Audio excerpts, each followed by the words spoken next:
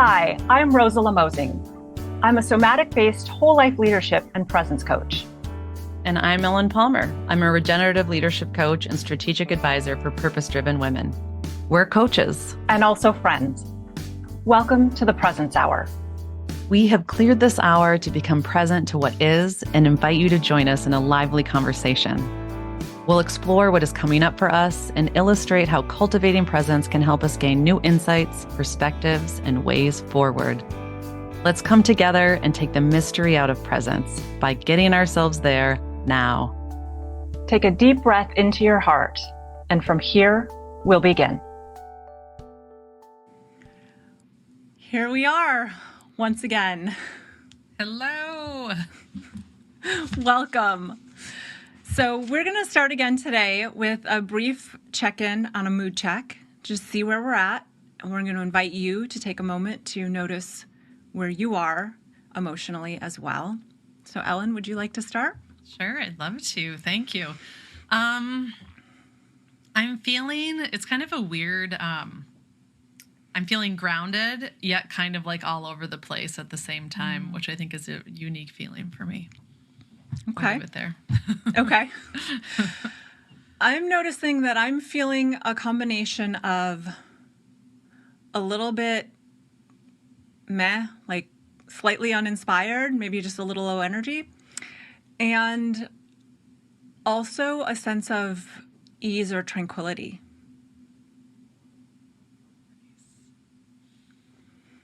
I just felt into my feet on the floor, feeling that groundedness, and just seeing you helps me feel a little grounded too, bringing in some of the, I've already noticed a tiny shift in my lightness that is coming down in, settling in my body. Yeah. Thank you for naming that. I noticed that as we're getting into this discussion, there's a little bit of excitement, a little bit of energy that also is starting to come in. Yeah, it's cool to see how quickly things can shift depending on what you're putting your mind on, which is something I think we're going to talk about today. Yeah. And I'm looking forward to that discussion. I think something that we sort of talked about a little bit before we get into that is before you get to the shift, there's the noticing. And we've talked about this a couple of times, this feeling your feelings or sitting with something, or the difference between allowing yourself to experience something versus shifting.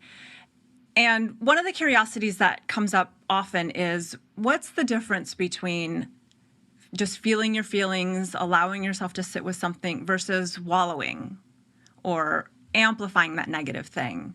So I thought this would be a good space to explore what those differences are, and, what does it mean to listen to your body? All of those things that we've talked about, but not really gotten in depth with.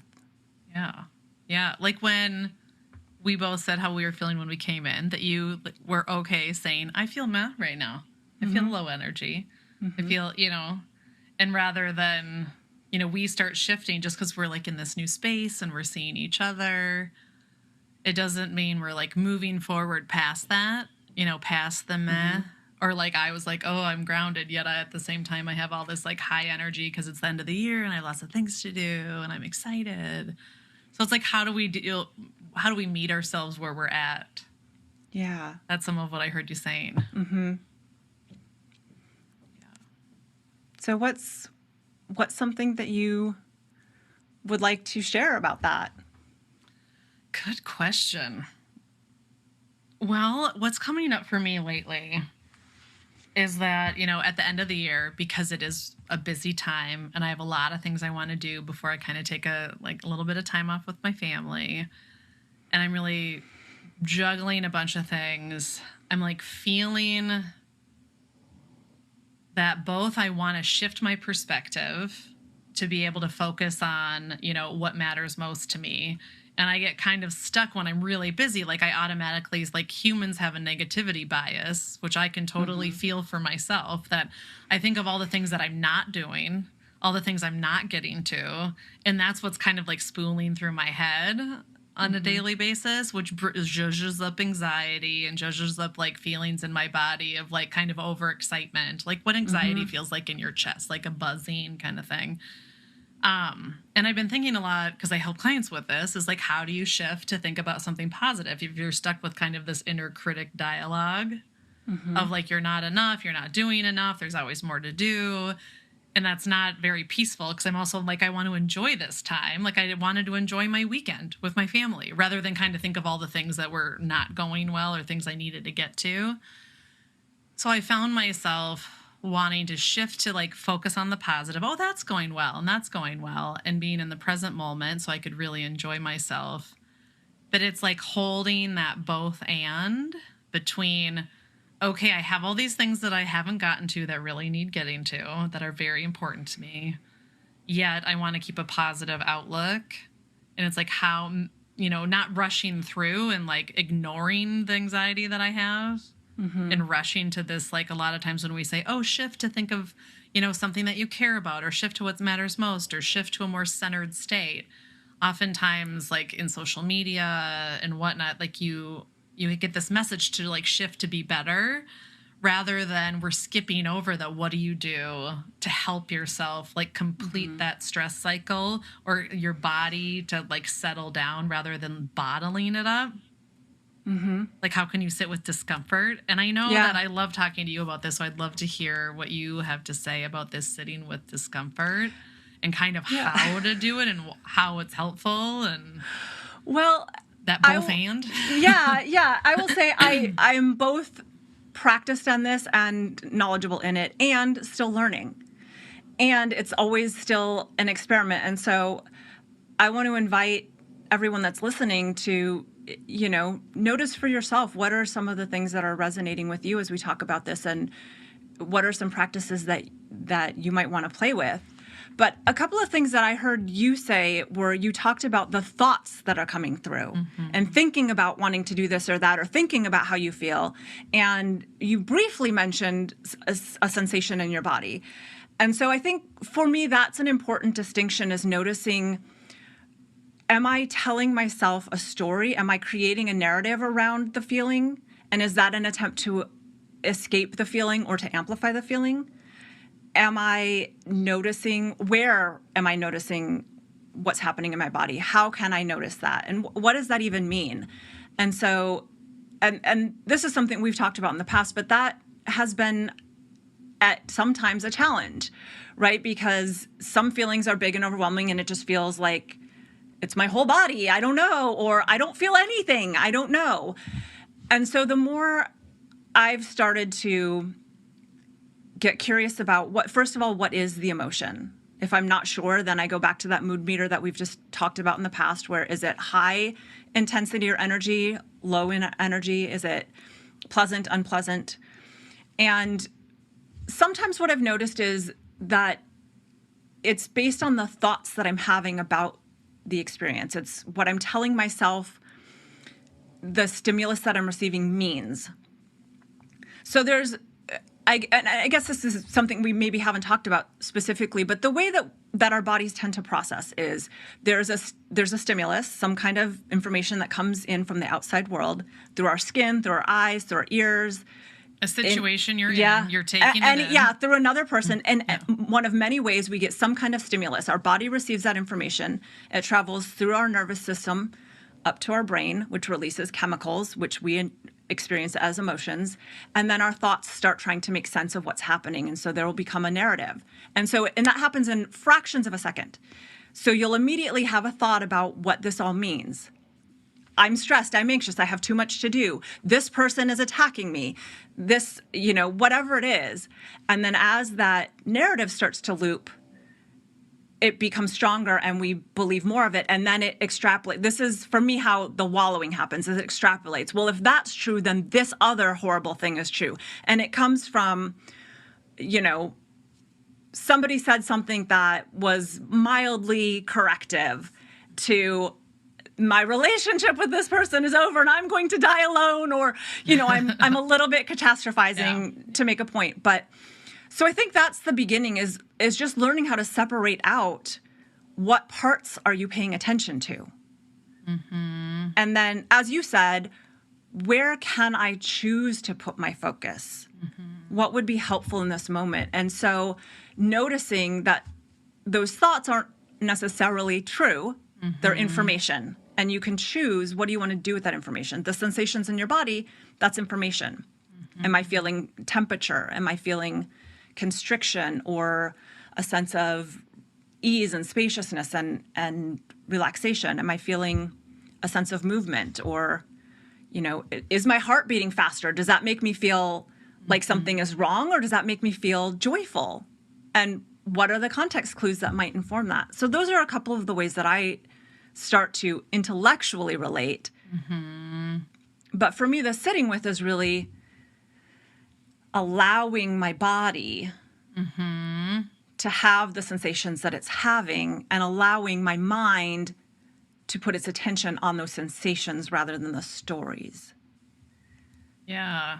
Can I reflect back to what I think I heard? Yeah. And what the experience maybe for the listeners is that, you have the story in your head, because that's where we all go, is the story that's happening to us in the situation that's making us feel not good in the situation.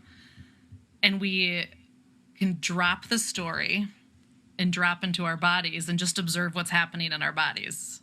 Because I always kind of think of it as like, okay, can you be like a scientist, to be like, instead of thinking of your thoughts, just go down to your body and be like, okay, I obviously feel this in my body. I feel like that anxiety I was talking about earlier. I feel a constriction in my stomach, like my stomach is tight. I have really shallow breath, or I'm kind of holding my breath even. And when I go down into my body, and the whole, like, before I shift to a new mental attitude, or, try and make a shift, the sitting with thing, is that I just observe it and continue to breathe and just like watch it until I feel a natural release by just sitting with it and breathing. It like loses, it's the whole name it to tame it thing. I think I've said that phrase before, but it's really like just naming like the physical sensations, like, oh, I notice that's tight. I notice my shoulders are tense, and I don't purposely try to relax and reposition myself and breathe deeper. I'm just observing. And how would you describe that kind of natural softening that happens once you, like, I think you said accept, like the acceptance of what's happening and sitting with?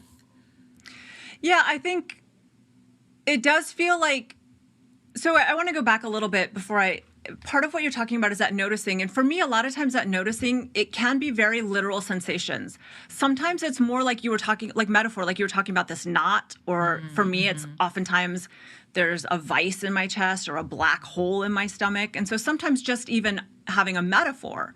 Yeah. And that can be uncomfortable. And so there's a series that I will go through that can I accept, can I allow that feeling to be here with me right now? And sometimes the answer is no. It's really uncomfortable. I don't like it. I don't want to allow it. And then so the next step I'll go to, can I allow my resistance to this feeling to be here? And so that's part of how I get to the acceptance, is I just keep going back a step in what can I allow to be here, until I get to one thing that I can allow to be here. And what I notice is that vice will open up 1%, 5%. It's not going to go, it doesn't go away completely usually, at least not right away, but it just softens the hard edges just a little bit. There was something else that came to my mind, but it's evaporated. So I'm going to see if you have more to share there, and then we'll come back to it if it comes back. That sounds good. Yeah, I think it's good to sit with this before moving on, before we talk about like how do you shift from that, because I usually word it with clients like moving from the inner critic to the inner coach, that we have a lot of, and that's like focusing on instead of focusing on the negative and all the things that are going wrong, focus on the positive. And doing that over time. But before we move there, because this was like what really resonated for me over the last couple of weeks, is not rushing to that is a lot of what I do talk about and help people with, and what I see on social media. But the whole, what we're talking about now, this sitting with our own feelings and discomfort. And for me, it's kind of that allowing that you said, can I allow myself to feel this? And I bring in like comforting phrases, like just to add to that, that I like put my hand on my heart and I'm like, gonna be okay. Or like, I send you love is one of my like catch-all phrases, because a lot of what our inner beings of what we all want is just love and acceptance. Yeah. And we can love and accept other people, you know, but a lot of times we're the last person on our list to love and accept, because we're thinking this like non-acceptance is somehow making us better in the world and better, like it's kind of motivating us to be better and great. But the power of comforting yourself, you know, I think of it even as like how I feel it is like, you know, how imagine that you're a cat or a dog and someone's petting you, that kind of, or like you're a child and someone's like how you like stroke a child's back.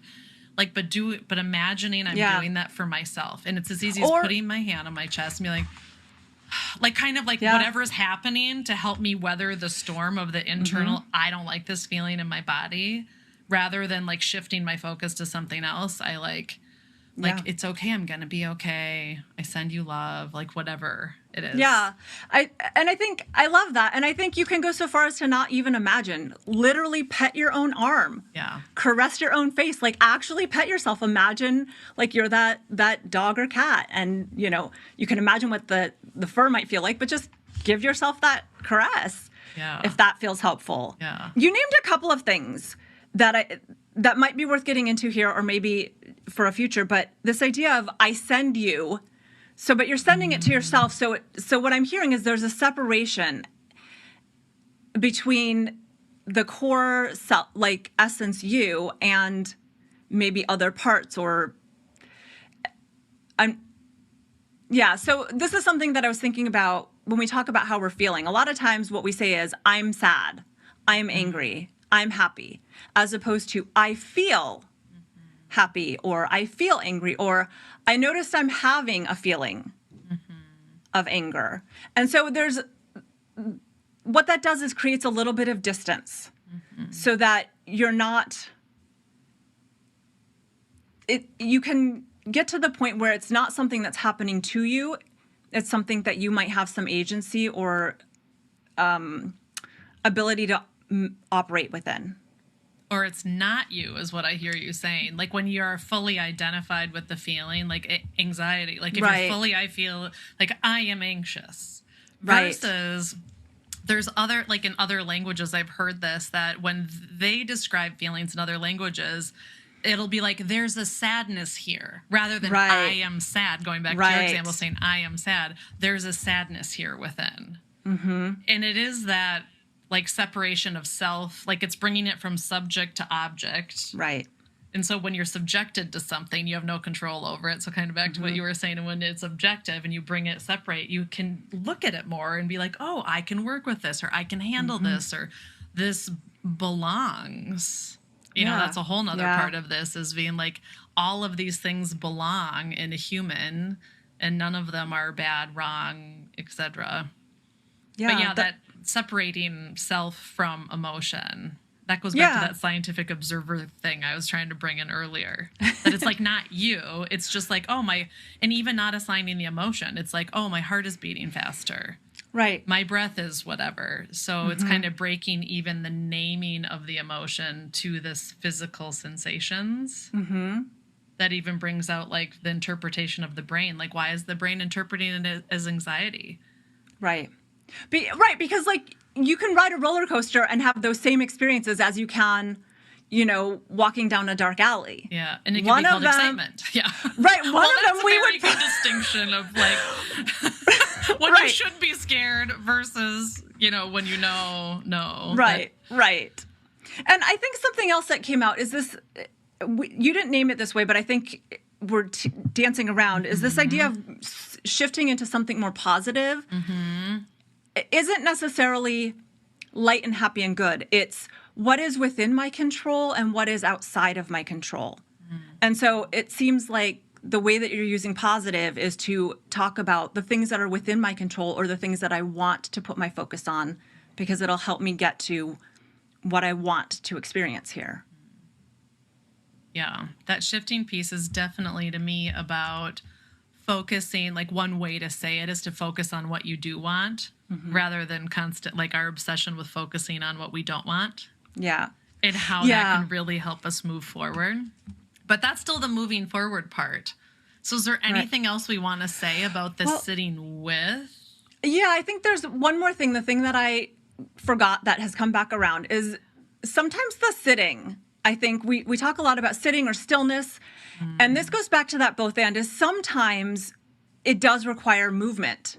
Sometimes it requires, like if you feel like you like are shaking with rage, maybe let yourself shake, like let yourself really shake and see what that does to dissipate that energy. Or, like just notice what are the impulses in your body, and is there a way to honor them without causing harm to yourself or anyone else?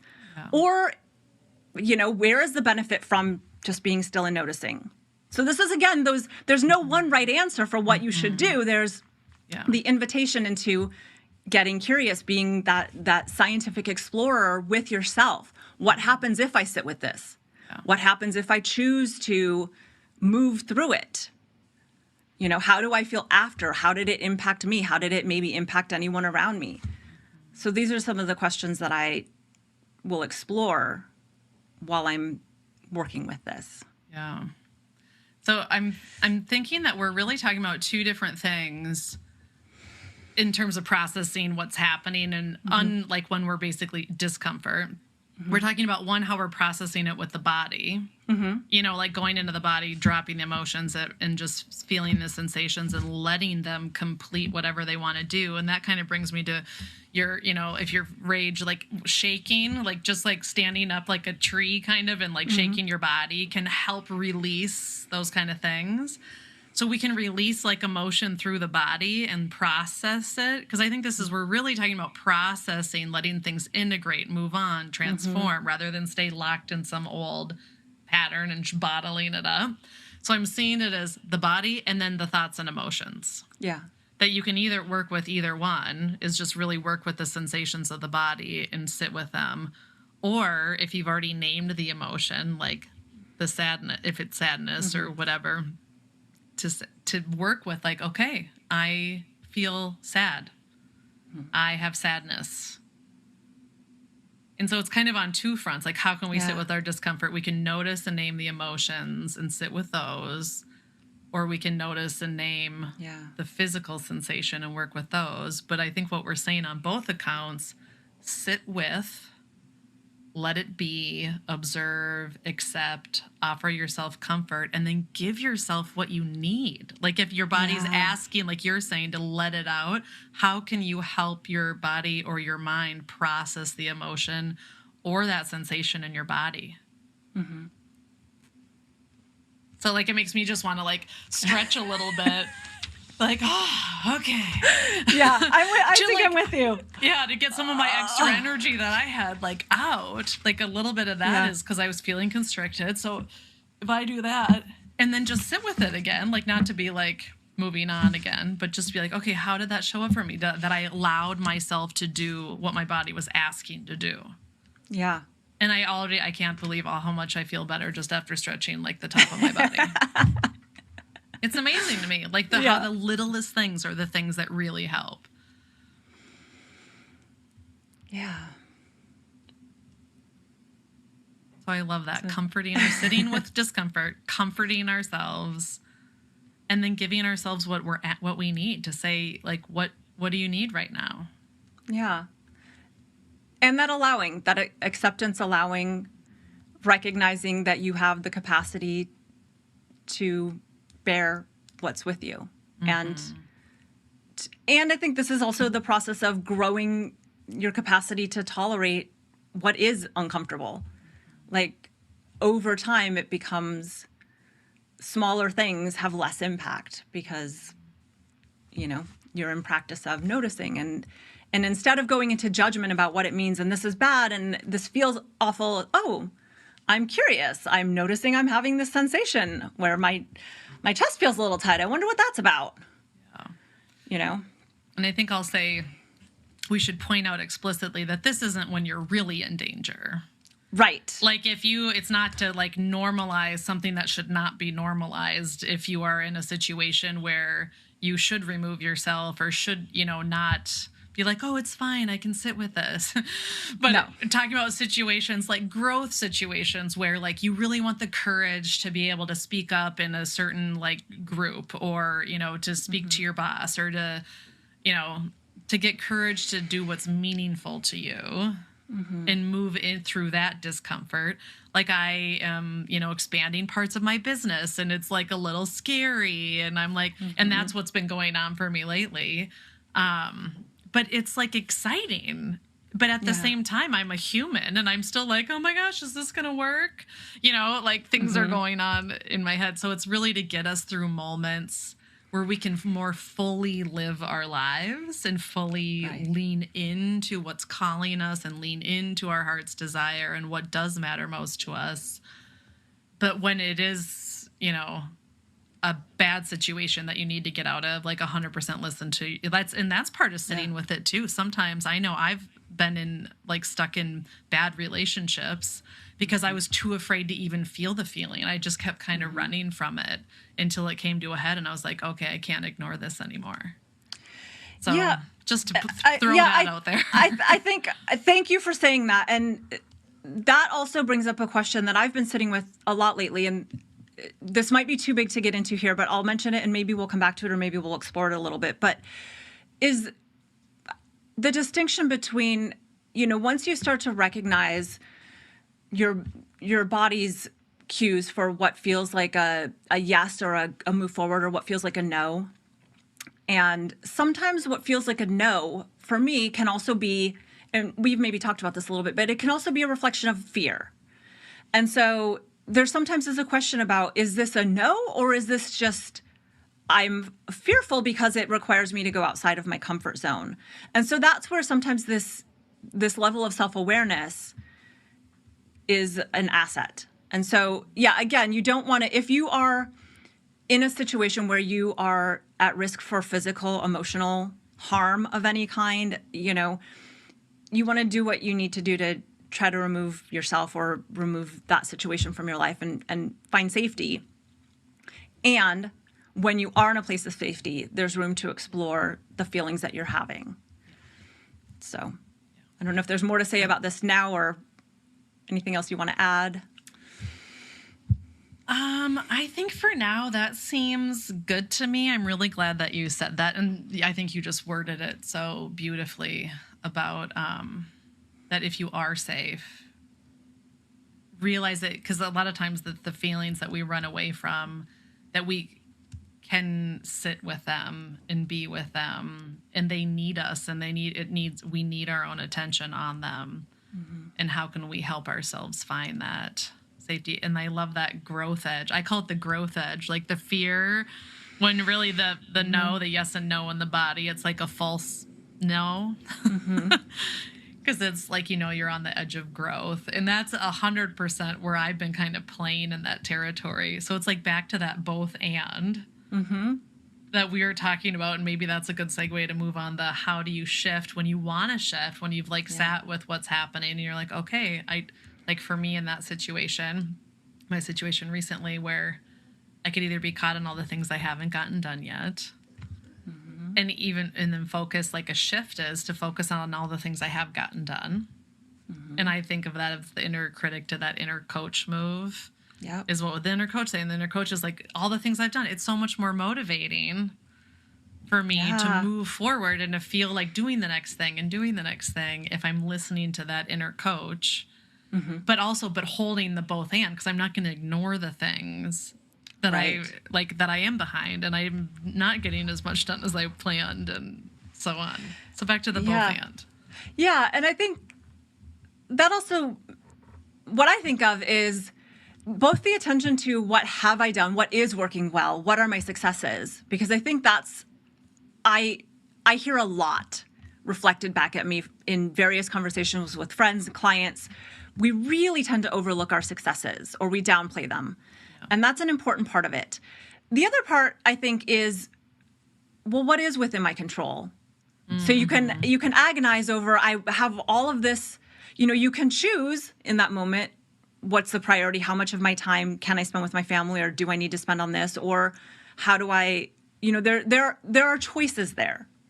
And so it might not be all the choices that you wish you had, but there are still choices and there are elements that are within your control. And so how can you put your attention on those things? Yeah, like going just to try. I'm trying to think of examples, so it's like easier for all of you listening right now to be like, how does this apply to me? So I think the example of that is, all of the things that I'm nervous about that, like people aren't, like I'm waiting to hear from people and I'm not sure how things are going to turn out. And it's like, I can't control that. Mm-hmm. But I can control, the things on my to-do list and what I decide to do this morning or, later in the afternoon and to move through. So it's both my actions, but also I find that it's really like my mental, focusing on what I do want. Mm-hmm. Like I want these many people to sign up. I want these many people to reach back out to me. I want these many people to share this new opportunity and keep focusing on that. Because there's no, like downside to having those thoughts. It's not like because I want to make sure we're not like, I'm not glossing over any like hard facts or like trying to ignore the negative. It's back to that both and that, yes, I know this stuff, like there's things out there, but it doesn't help me to dwell on like the negative. Right. And there's been more and more studies that I'm finding that people are actually like studying joy and studying happiness, and we can reprogram our brains to focus more on the positive because we're designed to find the negative to keep us safe. But really in this modern day, that doesn't help us do all the things we need to do in our lives. And so focusing on the positive, I'll even say with my relationship with my husband, we've been experimenting with that from some of the work from the Gottmans. If ever anyone's heard of the Gottmans, they're amazing if you haven't heard of them. But focus on the positive of what your spouse is doing and then say the positive things to them. Like, oh, thank you for doing so and so and so, or I'm appreciative of this and this and this. And my husband and I have not done anything differently about what he's doing and what I'm doing. And all of a sudden we're both happier because we're focusing on the good instead of focusing on like nitpicking apart, like what's not being done or what, how we're not showing up for each other. Yeah. We're just focusing on how we're showing up for each other. And it's just that same example I think we can use like in business and, any parts of our lives. And it makes such a difference. I think there's a couple of good things that you've brought up here. And one of them, I think, is this thing with your husband. I think it's also important to recognize that some of us are in situations where you might not be able to enlist the other person in the same way. Mm-hmm. They might not think, and it can still be effective because of things like mirror neurons. And, if you start showing up that way, it changes the dynamic, it changes the energy, it changes the other person's, the way they feel. They feel less defensive. They're not feeling like they're being nitpicked or attacked or like not measuring up. And so they can relax a little bit more, which invites the creative, connective side of their brain to come more online. So that's one. The other, going back to the work example, is focusing on, okay, so I have this, I want this many people to reach out or respond or to share. Mm-hmm. And so then you start to think about, okay, so how do I get to that? What's one thing that I haven't done yet that I could do? Right? So I've reached out to X number of people and I'm still waiting. How can I use that time that I'm waiting to either self-soothe, to create more possibility? Are there other areas that of contacts I haven't tapped yet? We've talked a little bit about this game of it's kind of an improv game, but when you feel a little stuck, like I'm not sure, get yourself into that sort of creative mindset by doing some of these, like noticing your breath or letting yourself notice what's happening in your body, and then play a little game with someone of like, hey, we're just going to come up with some wild ideas. They don't have to be real answers. We're just going to bandy about some answers, and I'm going to say one, and then you're going to say something you like about that, and then throw it back to me, and you're going to add to it and throw it back, and we're going to go back and forth. So that's a little off topic, but well, I think I could bring it back around because I think it goes back to like, how do we make the shift in our minds? Because if our mind is in this negative place and stuck in this, like we feel stuck, we're like not feeling good. We're sitting in the discomfort and we're like, how do we get a little, how do we shift ourselves? And that game is one of the ways we can shift ourselves, because oftentimes when we're stuck in that inner critic, it's our whole nervous system is in that fight, flight, freeze mode. Yep. And that's not where creativity lives or possibility. So I think when we talked about that game before, Rose, the thing I loved about it was it brings playfulness and fun, which is regulating to your nervous system, and it lowers the stakes on whatever it is you're stuck about, because usually we're so serious about whatever we're stuck about that it seems super high stakes, even if it's not.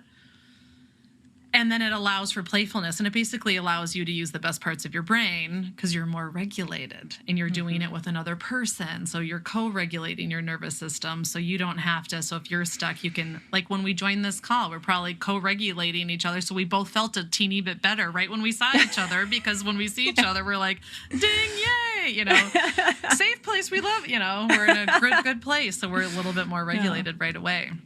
But I think it's back to that shift. And what I wanted to go back to something you had said earlier about, like the dynamic with my husband and I, that even if I just choose to notice, that's totally 100% true. And it goes back, I think we've talked about this in other episodes, that I call it radical self-responsibility, that we're all putting a vibe out there. And if I'm constantly scanning my relationship with my husband and seeing all the good things he's doing, it makes me lighter. It makes me feel better. I'm sending out that vibe. And so more people can play off of that and feed off of that, versus the opposite. If you just bring that into play to see the juxtaposition, if I'm just seeing the negative constantly and being like, we could have done that more. And that could have happened. And this, then that totally feeds into the relation. I mean, we've all felt that, right? Yeah. That how we're mirrors of our relationship, or we get back what we're putting out. And so that's back to that shift, is first taking the time to take care of ourselves and tending to our emotions, tending to the discomfort, and then deciding, because then you can come and choose, that's what I want to do. I wanted to bring presence into this. Yeah. So it's all about presence, to be able to sit with yourself. It's that noticing, I don't feel good right now. I'm stuck. I'm feeling negative, whatever it is. And then checking in with yourself. And it's as easy as that mood check we did in the beginning of this. I mean, that's exactly to model it. That's exactly what we were doing to model it. Yeah. Yeah. You just check in with yourself. And then you can take a breath, whatever it is that feel your feet on the ground. That's a shifting move. And then it opens you up to more possibility. Yeah. And I think there's also something important that we've sort of touched on, but maybe glossed over a little. So I want to take a moment to highlight it, shine a flashlight on it. Is this the noticing part? So, this thing with your husband, I think many of us have this because, again, we are hardwired to notice danger or, negatives. And so it just is a habituated thing that I think we do unconsciously. We're constantly asking for small improvements. And so it's a challenging thing. You're not going to just notice it probably and then, I'm better. I can do it. So I would invite the first step to be just notice. Just notice how often are you critical, or are you, defensive? And not necessarily with any intention to change anything. Just do a data collection. Just start to be able to observe yourself in behavior, right? And then you can start to say, okay, well, then there's room for curiosity. Once you can notice with compassion for yourself, if you can kind of do that subject-object move where you're looking at it as a researcher, not as someone who's failing at something, but as someone who's learning about a dynamic. And what happens when I get into that dynamic? What are the thoughts that I'm thinking? What are the feelings that are coming up in my body? And it will happen really quickly. So you'll probably have to do it after the fact, at least initially. And, how did I respond? What impact did that have? How did that then color the other person's behavior? And then it's, what's that feedback loop, right? And so if you can start to notice even one part of that and get a little bit better and better at that, and maybe notice it maybe a second sooner over time. And at some point, you'll start to notice as you're in it.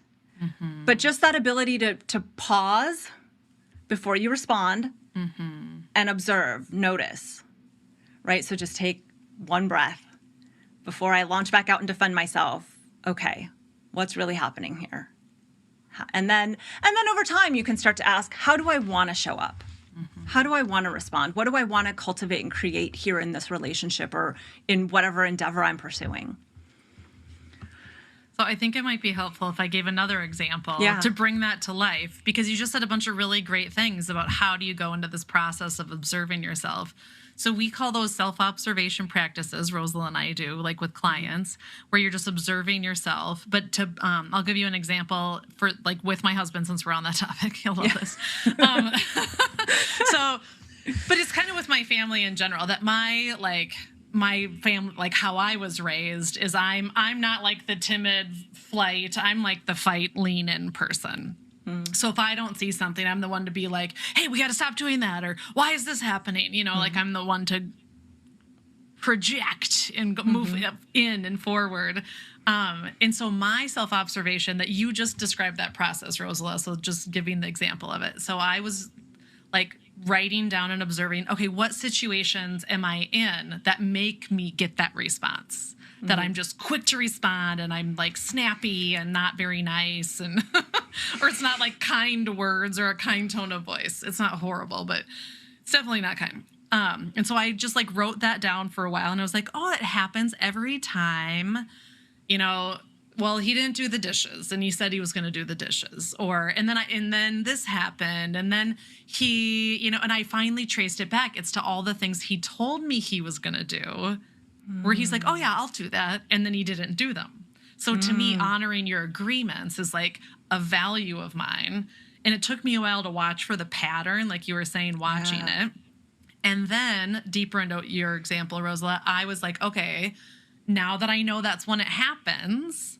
So then the next time, like he didn't do the dishes, let's just say, when I thought he was going to, I was like, okay, I looked at my body response and I was like, okay, I'm holding my chest. I'm back to that typical stress response that I have, holding my breath. My stomach is constricted. My brow is furrowed. My jaw's really tense. And then blah, blah, blah. And then I just start saying it. So then I'm watching myself and I'm noticing that. And then, like you said, I started watching for an earlier sign. So before I start talking, what happens right before I start like snapping or yelling? And I was like, oh, I feel really tight in my throat. I feel like it's an explosion almost. So then, fast forward, I could feel like, oh, I'm feeling that's happening. My stomach just tensed up. I can feel that pressure in my throat, like it's going to explode like a volcano. And then that's when I sat with my discomfort. And I was like, okay, now I'm aware. This is the whole point of trying to build this awareness in the body, is to be able to sit with it. So I felt like I sat with my stomach, I sat with my tight throat, and I just like was breathing. I didn't really try to dynamically change it, but I just like by noticing and pausing and not responding. So one, I already decided a behavior change that I didn't respond immediately. And then as time progressed, where I could catch it more and more often, I was like, how do I want to behave in this situation? What would really get through with Scott? What would help me in my relationship to build a closer relationship long term? So that's where choice came in. And it was that kind of building the awareness over time, exactly how you just explained it. But that's just like an example of how I brought it into my life.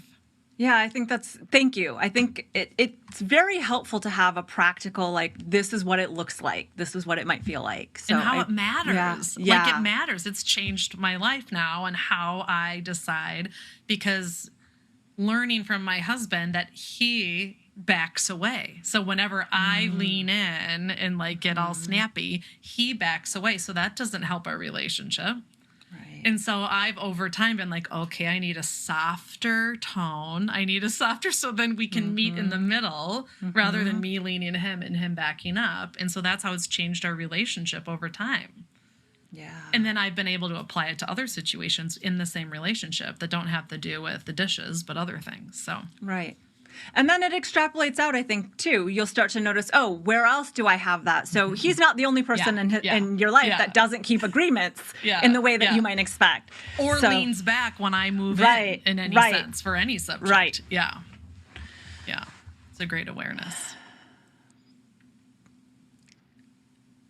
So, what else is there to say about the shift? What have we not said yet? Have we pointed it out clearly enough? About, I don't know. The pausing and noticing is the first thing. And that's why we talked about building awareness of like, start with the situation and start gathering information. Because a lot of times we're not aware, but it's just noticing that we don't feel good. Yeah. Sitting with what is. And I always move to the phrase, get a little bit more regulated. Mm-hmm. And I think you said, like, how can you invite, like, can I accept this? Can I accept this, that the resistance, at least 2% shift? Yeah. Like, soften just a little bit to it. And that's, for me, that's like regulating 2%. Mm-hmm. So that could be 3 deep breaths, like any regulating moves. And we've talked about some in the past, but there's a lot of different ways you can regulate your nervous system. And just in that comfort, that whole comforting thing of like petting yourself or just providing yourself words of comfort is regulating your nervous system. Yeah. And then it's choosing, right? Yeah. Bringing that choice in, because that's in the present moment is where you have choice. Mm-hmm. And then choosing how you want to shift. Yeah. Yeah. And I think we've said this, but I think is worth repeating. Also, choosing self-compassion when it doesn't go perfectly, because these things are, they're deeply ingrained behavior patterns. And so it might take a lot of practice. You think about the idea of, 10,000 hours it takes to become, I don't know that it'll take 10,000 hours, but it does take repeated attention, intention, and practice. So, be gentle and kind with yourself, I think, is one of the biggest tools that can help facilitate. I can say for the situation I shared, that's definitely the case. Because I wasn't perfect at it, especially once I built my awareness around it. It was tough to see and admit that about myself. Yeah. That like something that seems as trivial as like not following through on, a commitment to do the dishes. And that's just one example, but yeah, that I would get that fiery and worked up over time, because it's obviously built up over time. And so I needed a lot of like non-judgment to be like, it's okay. You don't always have to be like this. Like knowing is the first step. Just knowing you do this is good. Like trying to, again, shift from that inner critic to the inner coach voice. Yeah. Yeah. And I think that's something about shifts that we should mention, that these are just like a couple of shifts that we've mentioned here, but there's lots of ways that you can shift. You can shift using your body. You can shift using your thoughts and emotions. You can shift through what you're focusing your attention on. Yeah. So there's lots of ways to shift that we've given little sprinkled examples here and there. Yeah. And we'll get into more that's part of the point, but empathy. Yeah. There are lots of shifts, lots of shifting moves. So I guess I'll just check in and see, do you feel like you're ready to get into a practice that might support this? Or is there anything else that you want to say before we shift ourselves into a practice? I think what's coming to me is what we talked about at the very beginning of the hour that we didn't really dig into too much, but we basically talked about it.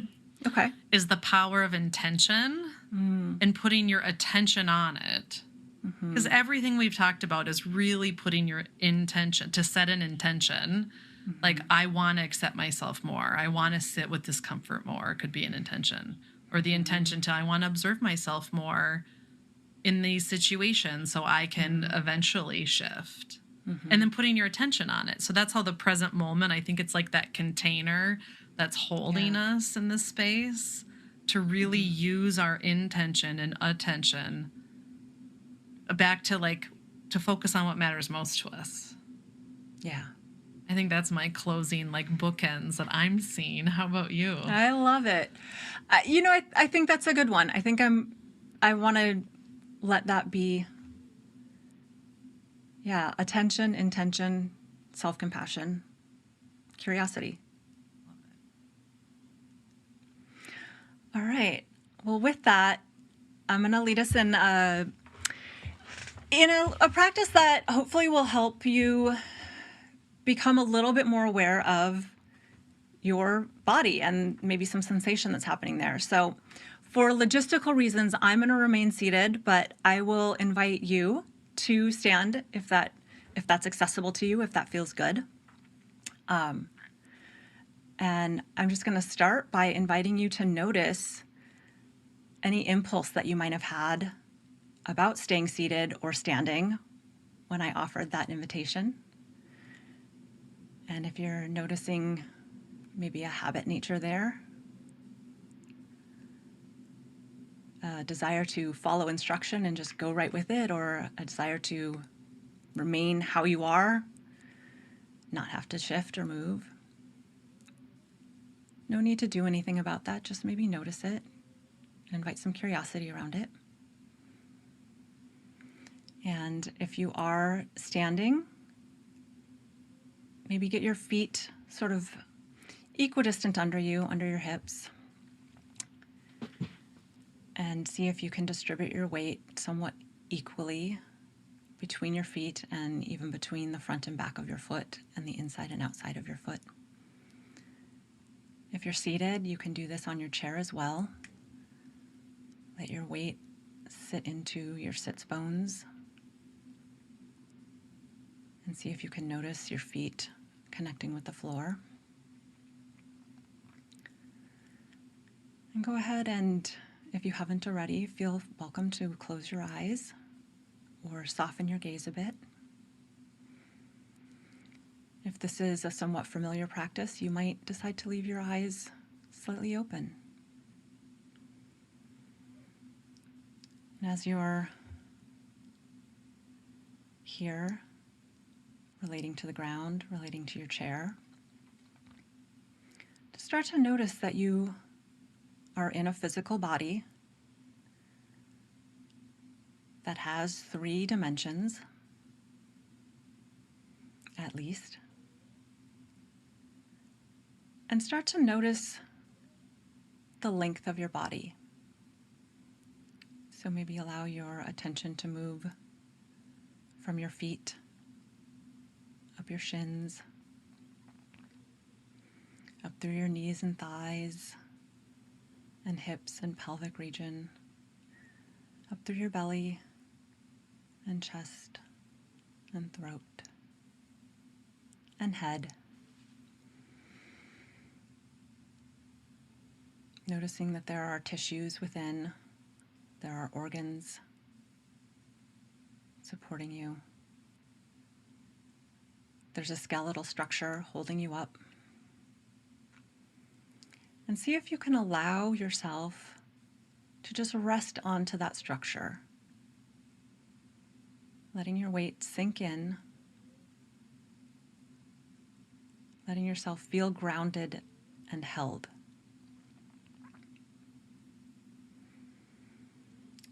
And while your body is relaxing onto your frame, I'm going to invite you to also notice that there's an equal and opposite force of a little bit of a lift within you. I'm going to invite you to allow your upper body to embrace that lift. No need to stretch or reach for it. Just taking up all of the space that is your complete length.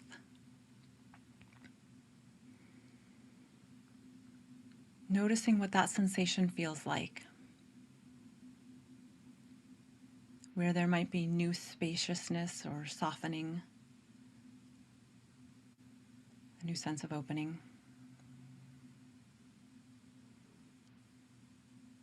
Noticing if your breath is able to fill your chest cavity and belly. And if not, an invitation to see if you can soften it by just 1 or 2%. Allow it to be 1 or 2% more full and deeper.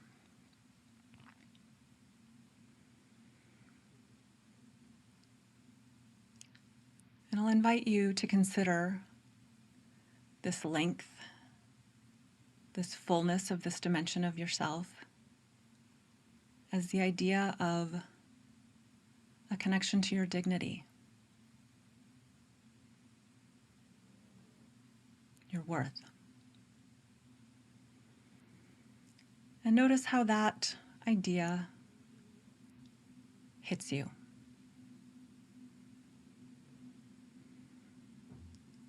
Allowing curiosity again to be with you. And then I'll invite you to put your attention back in your physical body, noticing the right to left dimension, your width. You might sway a little bit on your sits bones or your feet. You might stretch out your arms.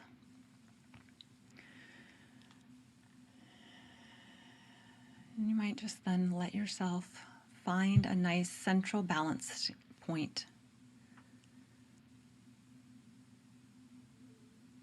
Noticing if you can sense the walls of the room that you're in, any other living thing that is near you or in the next room or just past you in the window outside.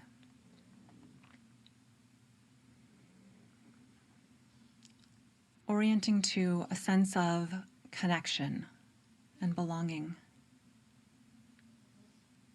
The idea of boundaries. Noticing where you begin and where the other ends. Is that a hard line for you? Is there some overlap? What is your experience there? Coming back again into your body, into the front to back orientation, your sense of depth. Putting your attention first on your back body, maybe noticing the back of your legs, the back of your chair if you're sitting, maybe the back of your clothing as it touches your back and legs, the back of your head, a sense of what might be behind you in the room, a sense of what might be behind you in your life and your history, the lessons that you've learned, the skills you've acquired, the mentors that you've had and the wisdom that you bring with you from them. All of this contributing to who you are right now in this moment. Recognizing this being a dimension of sufficiency, of your enoughness. The idea that you have everything you need in this moment to meet what's in front of you. And then bringing your attention through your body, again, maybe orienting to the organs, the tissues, the viscera. Noticing that you also have a front body, eyes that look outward into the world in front of you. At the future, what's unwritten, what's yet to come. And then for one brief moment, just bringing your attention back into your body, into your physical center, just below your belly button. You might even put a hand there if it feels supportive. Your felt sense of center, of agency, of recognizing right here in this present moment is the center between the past and the future. This physical center between being grounded and uplifted, between the connection with the outside world, the connection with your inner world. And this place is the place of choice.